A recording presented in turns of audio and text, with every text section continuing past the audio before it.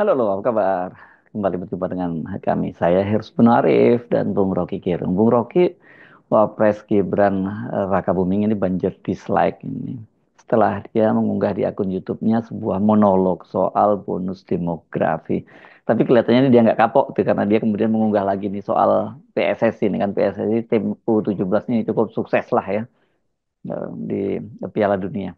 Kelihatannya Gibran, kalau kita perhatikan sedang di branding bahwa dia sebagai wapres itu paham kok dengan soal-soal serius, tidak seperti yang dicitrakan dia hanya bisa ya apa belusuan terus bagi-bagi susu dan sebagainya gitu ya.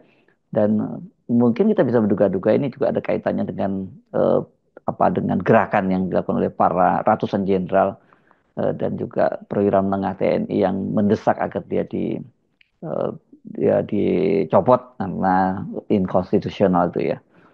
Akhirnya jadi olok-olok.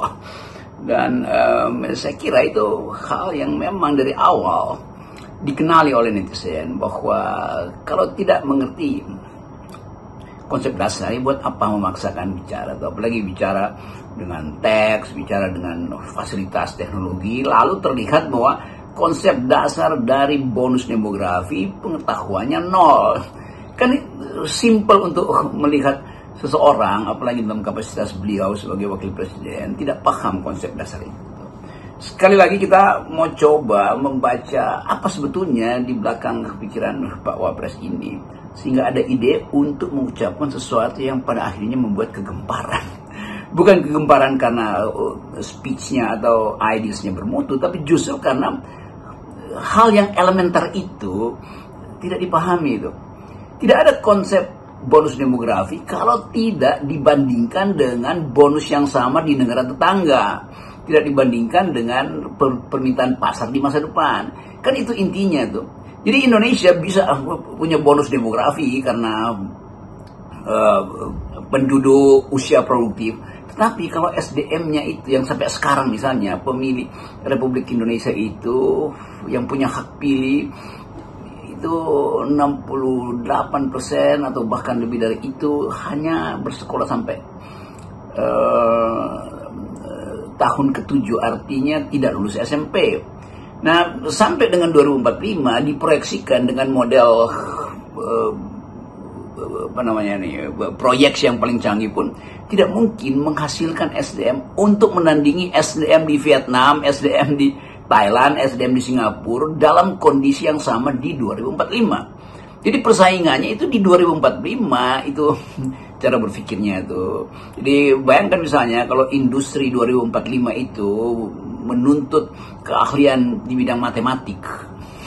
Karena setiap produksi itu pada akhirnya tinggal melihat ini bagaimana derivat pertama, bagaimana diferensial kedua, bagaimana topografinya itu. Dan kita tidak punya kapasitas itu, artinya kita banyak penduduk tapi dengan otak yang kurang. Nah itu mestinya yang harusnya di riset, bukan sekedar bonus demografi yang tak terhindarkan. Bonus demografi itu 100 tahun sekali. Iya 100 tahun sekali, dengan otak yang kosong itu, karena tidak mampu untuk mengantisipasi problem di masa depan. Energi akan diatur melalui apa di masa depan? Untuk pendidikan diolah berdasarkan apa yang secara futuristik kita bayangkan. Jadi kekosongan pikiran itu terlihat dari kekosongan tatapan mata, kekosongan konsep yang tidak bisa dikembangkan. Jadi ini kita mesti duga bahwa ada yang salah di dalam ya kapasitas beliau memang tidak cukup di situ, tapi dipaksakan. Itu bahayanya itu, termasuk karena dipaksakan oleh bapaknya untuk tampil supaya jadi semacam magnet bagi generasi baru, tapi akhirnya itu berbalik jadi olah-olah netizen. Saya kira itu ya sayang sekali aja. Sangat mudah sesungguhnya kita memahami ya mengapa Gibran itu di branding di atas kapasitasnya. Ya tadi ya, karena sekarang ini memang saya sebutkan tadi desakannya itu dari mana-mana untuk mencopot Gibran ini. Selain inkonstitusional juga tadi incapacity ya. Tadi soal jenderal, kemudian para netizen dan tapi ini yang jadi masalah kan karena dipaksakan sekali dia bicara topik yang berat-berat itu seakan-akan dia paham gitu, tapi malah yang terjadi malah blunder kan. Orang tahu oh, dia itu hanya membaca tapi nggak ada konsep di dalam kepalanya. Ya tentu ada tim yang mengatur pola, isi, substansi, dan mitigasi komunikasi. Bahkan bila wakil presiden salah, dia salah, bukan salah ditanggapi, tapi salah mengambil arah komunikasi. Kan itu prinsip pertama. Tapi kita boleh menduga juga, jangan-jangan di sekitar kantor wakil presiden itu memang orang-orang yang sedang ingin supaya ada wajah wakil presiden, yaitu Pak Gibran, di depan kamera tanpa membrief dengan baik tuh. Itu yang sangat terlihat bahwa parah sebetulnya. Ini saya benar bahwa ini apa isinya pidato itu kan. Jadi kita mulai menduga bahwa memang ada upaya pencitraan berlebihan karena kehadiran publik Pak Wapres ini itu dalam mungkin 2 semester ini sangat masif tuh, masuk ke banjir, gorong-gorong, bagi-bagi makan siang segala macam.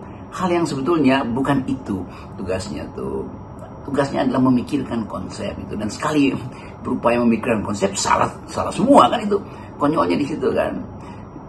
Tapi kita mulai lihat bahwa memang ada upaya untuk mulai leverage up itu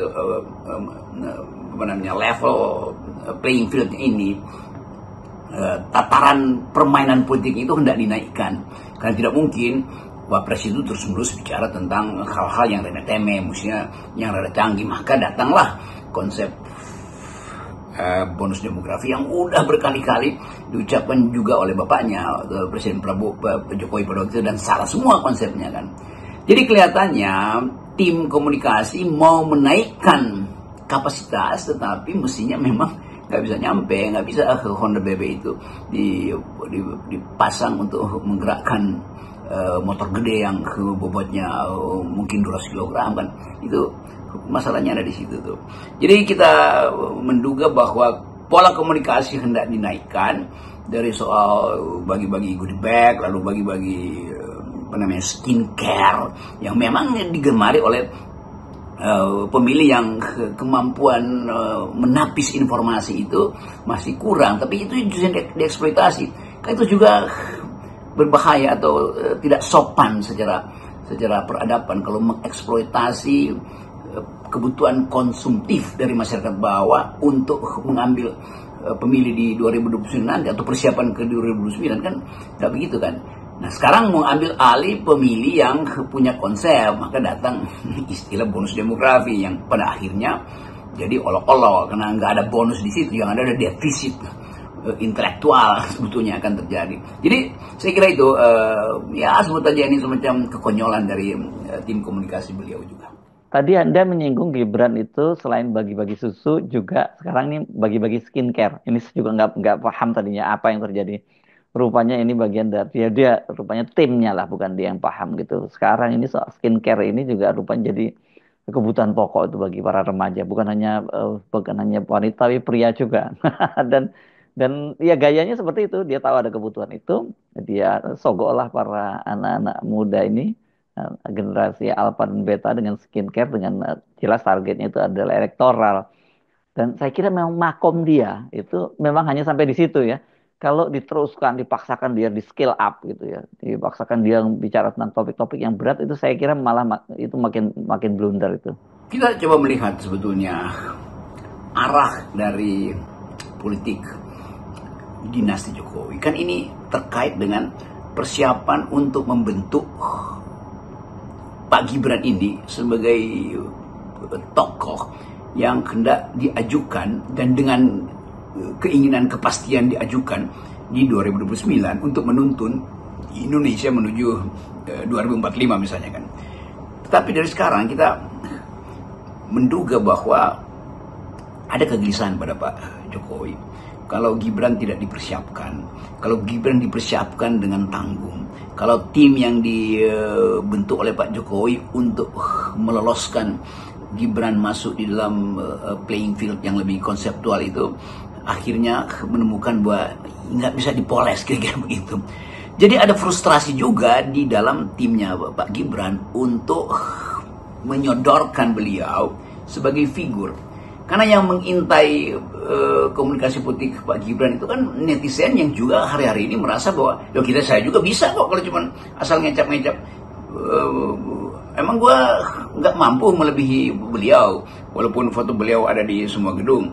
Jadi itu yang ada di dalam batin netizen. Jadi ketika isu ini masuk ke publik, netizen akhirnya tanpa disuruh membuli ke Pak Wakil Presiden kan, karena beliau Wakil Presiden disimbolkan punya konsep ternyata zong kalau kata netizen tuh. Jadi sekali lagi kita harus hubungkan ini dengan ambisi Presiden Jokowi, yang mantan Presiden Jokowi tentu saja, untuk membackup habis-habisan Pak Gibran ini, dan ternyata nggak bisa itu. Kenapa? Karena ingatan publik terhadap Presiden Jokowi sendiri masih masih nyinyir kira-kira tuh, karena kok dipaksain jadi wakil presiden, dipaksain jadi wali kota, dipaksain jadi macam-macam itu. Dan politik itu tumbuh di dalam ingatan, sebetulnya memori kolektif bangsa ini masih mengingat betapa ada pengkhianatan di dalam konstitusi, dan ingatan itu dibungkus setiap hari oleh isu yang makin lama makin tebal, yaitu incapacity dari wakil presiden. Kan orang tunggu wakil presiden selama 6 bulan ini tidak pernah memimpin rapat strategis, tidak pernah mengkoordinasikan satu upaya untuk mempercepat sebut aja pemerataan ekonomi itu. Dan mungkin memang Pak Prabowo menganggap bahwa ya itu tugas wakil presiden, tidak mungkin kapasitas itu dimintakan dari beliau, sebaiknya menteri-menteri aja yang lakukan. Tapi juga dalam simbol kenegaraan mestinya ada semacam public address dari wakil presiden untuk bidang yang lain, misalnya kebudayaan, kesenian, hal-hal yang menyangkut perkembangan ilmu pengetahuan. Tapi dia nggak mampu di situ. Jadi netizen di dalam benaknya menganggap ini orang nggak punya kapasitas, tapi dipaksakan oleh siapa? Ya oleh tim suksesnya. Tim sukses melakukan apa? Ya karena diperintahkan oleh ayahnya, yaitu Pak Joko Widodo. Kan itu psikologi yang berkumpul, berakumulasi, lalu tidak bisa lagi dikendalikan, dipaksa untuk mengucapkan sesuatu yang konseptual, yaitu bonus demografi. Seolah-olah bonus demografi itu cuma istilah teknis biasa. Oh, itu istilah di dalamnya itu ada soal psikologi, ada soal sosiologi, ada soal ekonomi tentu saja. Tapi ada soal pendalaman filosofi, the thing called bonus itu apa artinya tuh. Soal bonus demografi ini kan bahkan sejak bapaknya ya Jokowi jadi presiden itu kan ini yang selalu dibicarakan, ini seolah-olah bahwa Indonesia itu akan menjadi negara yang luar biasa dengan punya bonus demografi. Tapi kita pahamkan itu hanya slogan kosong, dan Jokowi sendiri juga tampaknya nggak paham apa sesungguhnya di bonus demografi itu, apalagi kalau kemudian dia dikait-kaitkan dengan generasi emas 2045, karena yang terjadi kalau lihat realitas hari ini dengan gerakan Indonesia Gelap dan sebagainya, yang di kepala anak-anak muda sekarang itu bukan Indonesia emas tapi Indonesia cemas. Nah sekarang ini lagu lama Jokowi itu diulang lagi oleh Gibran anaknya gitu, dengan dan ini yang parahnya karena dengan versi dan penampilan yang lebih buruk. Kalau kita balik pada pidato atau uraian soal bonus demografi oleh Pak Wapres itu, kan terlihat psikologinya itu gugup dan berupaya untuk fokus, tetapi dia fokus pada huruf, bukan fokus pada ide itu, karena di depannya pasti ada teleprompter atau apapun. Kita tahu bahwa kalau satu konsep selesai di kepala, maka pakai fasilitas apapun itu terucap sejernih apa yang ada di kepala itu. Lain kalau teks itu ada teks kenegaraan yang harus ada arsipnya, maka harus dibaca tuh. Tentu orang semacam Pak SBY itu selalu ada teks resmi yang dia tahu ini ada dokumen negara, maka dia harus tulis itu tuh.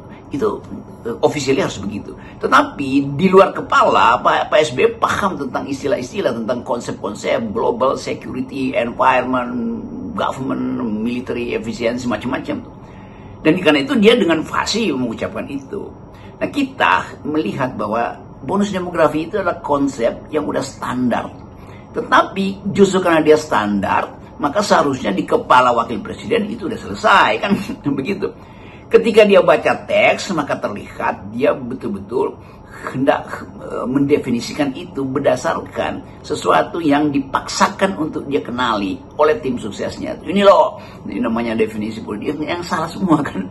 Jadi kalau orang paham konsep, dia akan bilang apa ini yang kalian bikin di teleprompter, di teletext itu nggak ada salah semua. Itu saya lebih tahu di kepala. Kan mesti begitu secara diam-diam. Tetapi Pak Wapres memang kelihatannya memang juga konyol karena mau memanfaatkan teknologi yang seharusnya membantu dia menjadi lebih fluent, menjadi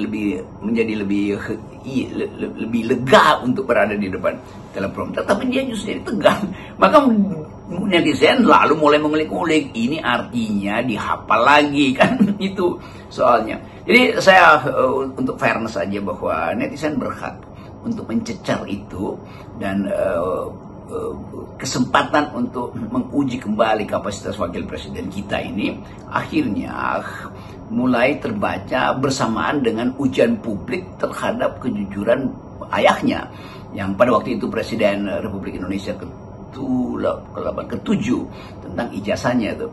Jadi seolah-olah alam semesta menyodorkan masalah yang sejajar atau masalah yang kembar, yaitu soal kapasitas akademis Pak Jokowi dipertanyakan, demikian juga kapasitas konseptual dari wakil presiden yang adalah juga anak Pak Jokowi dipertanyakan. Yang pertanyakan itu adalah rakyat.